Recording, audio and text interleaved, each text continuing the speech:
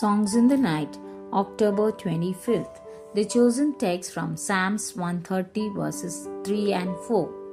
If thou, Lord, shouldest mark iniquities, O Lord, who shall stand?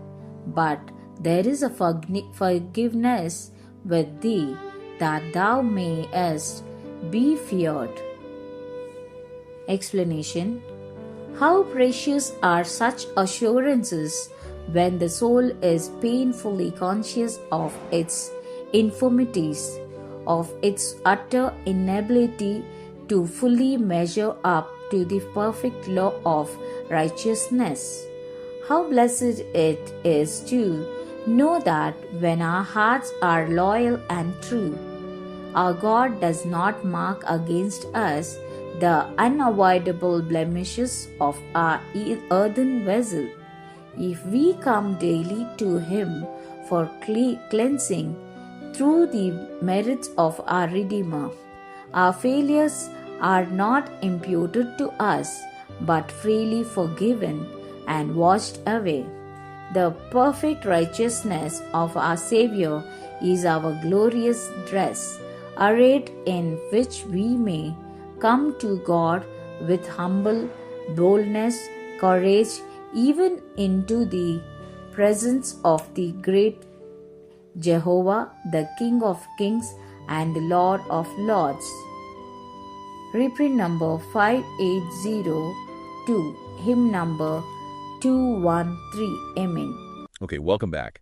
For this deep dive, we're looking at a really powerful reflection focused on accountability. Yes, and it's centered on just a couple of lines from Psalm 130, verses 3 and 4. Right. The core idea, if you put it in today's terms, is something like, look, if God kept a detailed list of every single mistake, who could possibly stand? Nobody. Right.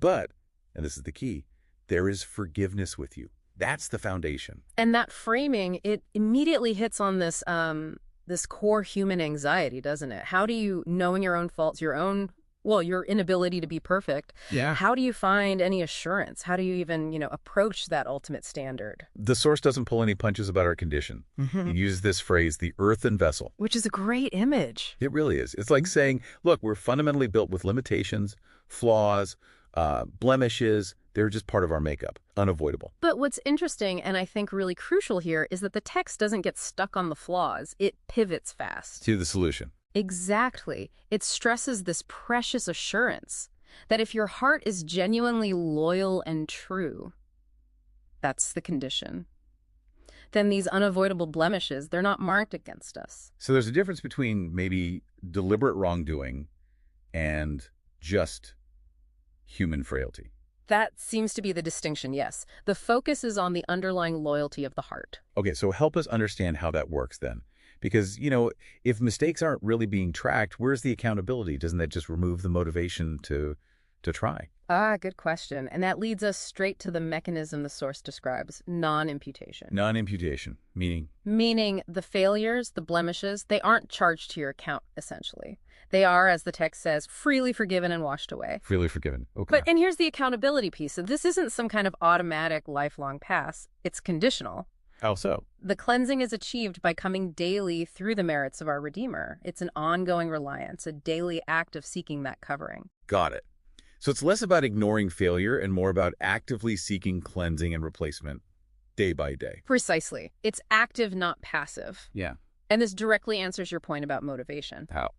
Well, the source does something really interesting. It explicitly links the existence of forgiveness with the inspiration for reverence. Remember verse 4.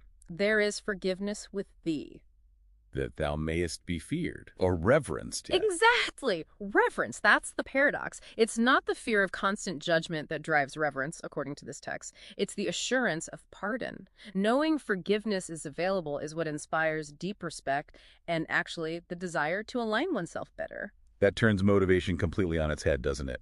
Instead of fear of punishment, it's gratitude for forgiveness. That seems to be the core argument. It's a profound psychological shift. So if you have this daily cleansing, this assurance, what does that let you do? What's the outcome in terms of how you can sort of exist before the divine. It enables a whole new posture. The Source talks about acquiring what it calls a glorious dress. A glorious dress. Yes, the perfect righteousness of our Savior. It's like Right. you're clothed in that. It becomes your standing, your identity in that context. You're not standing there in your flawed earthen vessel alone. You're covered. So think about that.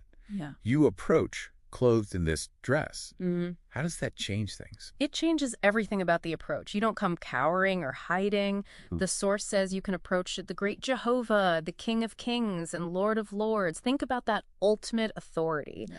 Not with dread, but with humble boldness and courage. Humble boldness. I like that combination. Boldness because you're covered. Humble because you know it's not your own doing. Exactly that. The knowledge that your inherent faults aren't being held against you permanently, that's what gives you the confidence, the courage to stand respectfully, not shrink away, Yeah. even before ultimate authority. That really is a powerful takeaway. So, recapping this deep dive, Mm-hmm. the Source draws a direct line from this idea of non-imputation, your flaws not being marked against you, to the ability to stand confidently and with reverence. Precisely. It all connects. Without forgiveness, the text implies, no one could stand. The very possibility of relationship rests on it. Yeah. So that leaves us with something to think about. Right. Here's the question for you, the listener, to maybe chew on.